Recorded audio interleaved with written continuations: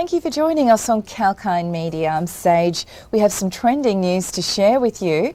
And the first mammoth cruise ship is set to sail out of Sydney's White Bay today at 4 p.m. Australian Eastern Standard Time. For the last 2 years, Sydney's White Bay and overseas passenger cruise terminals have been rather quiet. The first cruise ship to enter Sydney Harbour in more than 2 years docked at Circular Quay mid-April, marking the end of the federal government's ban on international cruises. We have Kalkine Media's Rose Jacobs. On board P&O's Pacific Explorer, a glamorous 999 cabin cruise liner for a 4-night round trip to Brisbane. Let's cross over live now for this exclusive interview. Good day for cruise fans, Rose. G'day, Sage. It is so exciting here. We're just here at White Bay, as you mentioned. I don't know if you guys can see the excitement behind me. I'm up on the top deck. And as you said, this is the first cruise ship for Aussie waters since the pandemic. So you can imagine how excited people are. The weather isn't ideal. It's quite wintry, in fact. And as you can see, I'm all super rugged up. But it's not going to dampen the spirits of everyone here on board, that's for sure. People are in the pools, in the spa. I mean, there's so much to do on board this ship that a few raindrops is not going to keep anyone's smiles down, that's for sure. As you've said, we've got 4 nights setting sail from Sydney this evening, heading up the coast, up north towards Brisbane, where we're going to be checking out the brand new Brisbane International Cruise Terminal. For the first time this is opening. It's a huge boost for the Aussie tourism economy, for Queensland and right across Australia, in fact. And as most people know, cruising here down under, it's $1 billion industry. So you can imagine the excitement on the faces of all of the media, the cruise companies, anyone involved in tourism for that matter.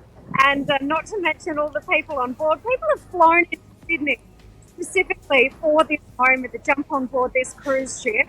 And I suspect it's going to be the beginning of quite a few cruises kicking off very shortly, right throughout the cruising season here in Oz and hopefully for the future to come. Exactly, Rose. Thank you so much. It does create a lot of jobs and industry for people with the food and everything on board that goes into making this quite an event. I suppose a few raindrops won't hurt and people can hide in one of the 18 restaurants. No one's going to be at all fazed by this wet weather, I can tell you. I mean, I might spend a little bit of time in the spa on board. There are yoga classes on offer. There are 7 restaurants on board.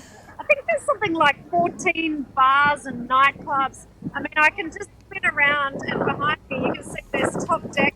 People getting pretty excited by the amount of bars options. It's very Aussie in that respect.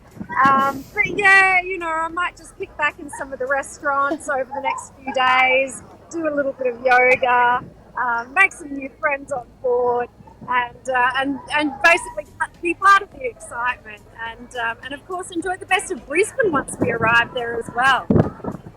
Definitely is a historic moment, Rose. Thank you for sharing your excitement with us here at Kalkine.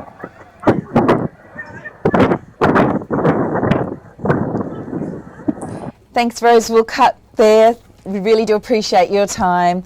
That was Rose Jacobs on a historic trip to Brisbane's new cruise terminal for the first P&O cruise to leave Sydney Harbour in almost 2 years.